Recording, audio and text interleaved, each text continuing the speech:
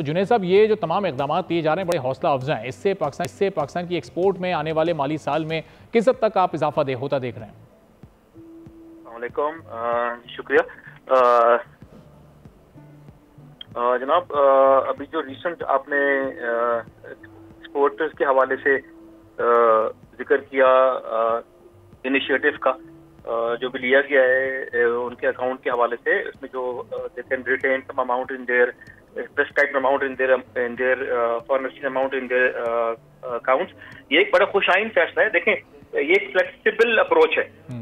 Exporters को जाहिर definitely अपनी रिक्वायरमेंट पूरी करने के लिए, अपने डिफरेंट एग्जीबिशन विजिट करने के लिए, स्पेयर पार्ट्स वगैरह के लिए, लैब टूल्स वगैरह के लिए चीजें चाहिए। तो बेसिकली उनकी जो एक ऑपरेशन में जो है उनको एक आसानी होगी। प्लस देखें, ये हमारा एक फॉरेन एक्सचेंज का लॉ है 1947 का, FTRA कहलाता है। ये तमाम जो आप कह लीजिए पॉलिसीज बनती है वहां से गवर्न होकर आती है। मगर देखा जा रहा था पिछले कुछ दिनों के अंदर कि इसमें कुछ रुकावट हो रही थी उनको अपने मामलात को मैनेज करने में। जब ये लॉ इम्प्लीमेंट किया गया है, एक जो इसमें एक रास्ता निकाला गया है, इसके अंदर एक तो उनकी नीड्स जो है एड्रेस होती हैं फॉर जो उनके पार्ट्स वगैरह इंपोर्ट कर सकते हैं, लैब इक्विपमेंट मंगा सकते हैं। दूसरी बात ये कि अगर कभी इनके पास प्रोसीड्स उनको कम रिलाइज होती हैं तो वो भी उसके अंदर बेसिकली ऑप्ट एंड फंड, उस फंड को उसमें इस्तेमाल कर सकते हैं। प्रोसीड्स वगैरह अगर उनकी कोई एक्सपोर्टर्स के लिए जो एक बड़ा चैलेंज बना हुआ है वो एनर्जी टैरिफ है, वो पावर टैरिफ है। इस सिलसिले में क्या आपकी राय, जो मुस्तकिल बुनियादों पर गैस या बिजली की कीमत बढ़ रही है, तो इससे कितना असर हो रहा है एक्सपोर्टर्स के बिजनेस पर?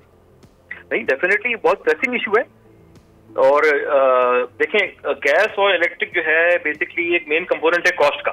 तो जब भी हमने देखा है कि पिछले 2 दिहाइयों के अंदर या उसके अंदर जब भी हमने देखा है कि इसमें इजाफा किया गया है, मतलब एक आप कह लीजिए रैंडमली कह लीजिए या तो उसके अंदर डेफिनेटली कॉस्ट इफेक्टिव हम महंगे हो जाते हैं दुनिया में। देखिए, हमारे जो रीजनल कॉम्पिटिटर्स हैं जो कि जिनसे हम कम्पीट करते हैं दुनिया में, हमें ये देखना है कि हमारी कॉस्ट उनके मुताबिक हो। अगर हमारी cost of doing business for example वो उनसे ज्यादा होगी, हमारे वियतनाम है, बांग्लादेश है, हमारा पड़ोसी मुल्क है, तो चाइना है, तो अल्टीमेटली हमारा जो बायर है वो उनकी तरफ इंक्लाइंड होगा। ये तो बड़ी रॉकेट साइंस नहीं, बड़ी समझने की बात है। 1996 में पाकिस्तान की जो एक्सपोर्ट थी वो तकरीबन $10.6 बिलियन थी और वियतनाम जो था वो $10 बिलियन के ऊपर खड़ा था। तो आज 2022 में हमारी पाकिस्तान की जो टोटल एक्सपोर्ट है वो $32 अरब पहुंची और वियतनाम $300 अरब क्रॉस कर चुका है। तो पॉलिसी डेफिनेटली उन्होंने एक पॉलिसी बनाई, लॉन्ग टर्म भी होनी चाहिए, लोगों को सहूलियत मिल सके। बहुत बहुत शुक्रिया जुनैद रहमान साहब हमारे साथ मौजूद थे, चेयरमैन एक्सपोर्ट कमेटी KCCI के। सब्सक्राइब करें और बेल दबाएं ताकि कोई खबर रह न जाए।